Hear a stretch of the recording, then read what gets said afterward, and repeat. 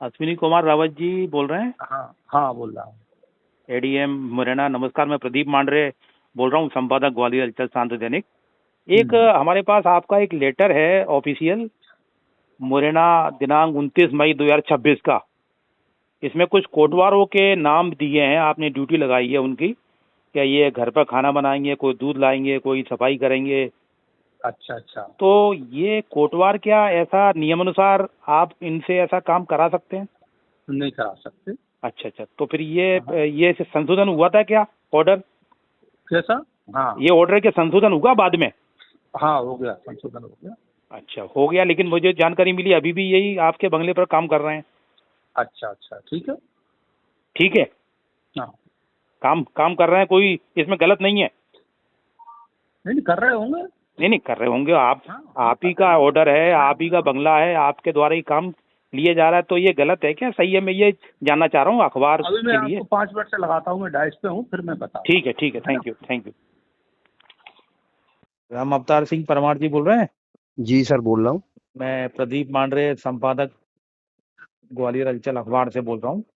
जी sir, जी sir.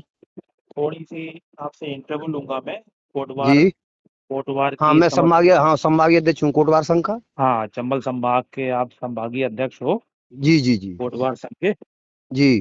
तो कोटवार संघ के कोटवार जो लोग हैं वे क्या परमानेंट होते हैं, एम्प्लाई क्या होते हैं? सुनो सर, ऐसा है, धारा 200 भूरा जो संहिता 1959 की धारा 230 के तहत जी ये कोटवारों को गांव के लिए राजस्व विभाग की जो प्रथम कड़ी है, ये जी राजा महाराजाओं के समय से हुआ करती है। जी। और ये शासकीय काम के लिए इनको सरकार से नियुक्त किया जाता है, इनको मानदेय पारिश्रमिक मिलता है, वेतन नहीं मिलता। अच्छा, ये हाँ परमानेंट नहीं है? हाँ, ये नहीं, वैसे गांव में जो गांव में हल्के हैं, राजस्व विलेज है, उन पे इनकी पोस्टिंग होती है सर। नहीं, वो मैं समझ गया, लेकिन ये परमानेंट कर्मचारी होते हैं नहीं होते? नहीं, परमानेंट कर्मचारी नहीं, ऐसे काम करे तो कोई दिक्कत नहीं है, तहसीलदार को इनको हटाने का रखने का अधिकार होता है। अच्छा हाँ, पर मूलतः इनको राजस्व के जो शासकीय परियोजनाओं के अंतर जो भी मापदंड काम है, जो भूरा जो संहिता, पटवारी है, हम्म। तहसीलदार, गांव में पुलिस, अगर कोई घटना घट गई, पुलिस भी जाती है, तो उसके सहयोग के लिए इनको सरकार की तरफ से मानदेय दिया जाता है, नहीं, उनको नियुक्त किया। नहीं, वो तो मैं समझ गया, मतलब हाँ परमानेंट नहीं होते ये। हाँ, ये परमानेंट नहीं होते। परमानेंट कर्मचारी नहीं होते, इनको पर मानदेय मिलता है। हाँ, मानदेय मिलता है, इनको मानदेय मिलता है। तो पहले हम लोगों को मिलते थे 1,000 रुपए। जी, फिर 1,000 रुपये वो महीना?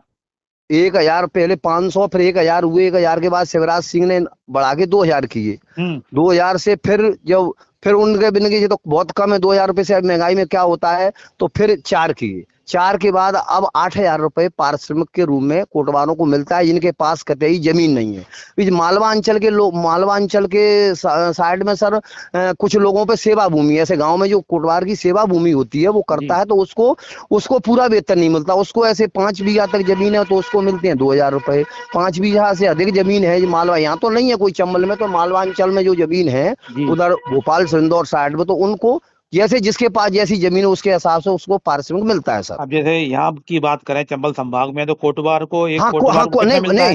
यहाँ भी कुछ लोगों के पास है, ऐसे 20 है, कैलाश में है, ऐसे 20, 25, 30, नहीं, 35 तक मानदेय कितना जोड़ा। मिलता है?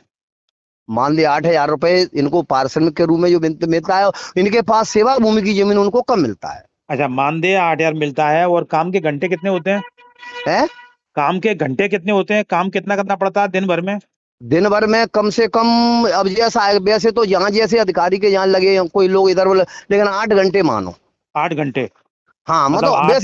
वैसे तो श्रीमान शासन से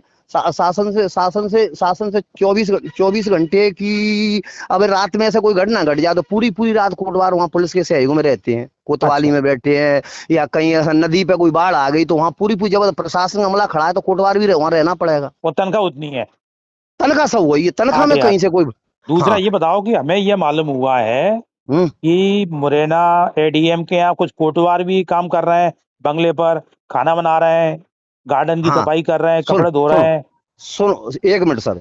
एक ऐसा था कि 22 जून 2007 में माननीय मुख्यमंत्री शिवराज सिंह ने एक पंचायत बुलाई थी, कोटवार पंचायत। जी तो उस पंचायत में ये हम लोगों के संघों के द्वारा यह किया कि साहब, हमको राजस्व विभाग के शासकीय काम करने के लिए नियुक्त किया जाता है शासकीय पद्धति में, और मतलब कुछ अधिकारी उनसे अनैतिक काम भी करा रहे हैं। ये हम लोगों ने मुद्दा वहाँ 22 जून 2007 में उठाया था सर।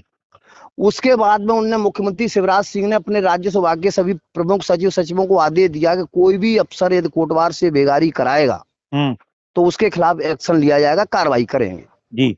उससे फिर शासन का भी काम करते और मौखिक अधिकारियों के, आप जानते हो सर, मौखिक तो ऐसा है कि आप हमारे अधिकारी तो मौखिक भी कुछ किए जाते, कुछ राइटिंग में भी आदेश होते हैं। नहीं, राइटिंग में भी है ना, ये पर एडीएम हाँ, है लेकिन जो एडीएम ने जो आदेश किया है, जो बेगार जो कोटवारों को काम करने के लिए जो एडीएम ने राइटिंग में जो आदेश किया है, ये आदेश शासन की पद्धति के अनुसार विधि विरुद्ध है। ये कहीं से कहीं तक कोई भी आदमी किसी भी कर्मचारी को अपने बंगले पे काम कराने के लिए राइटिंग में आदेश नहीं दे सकता।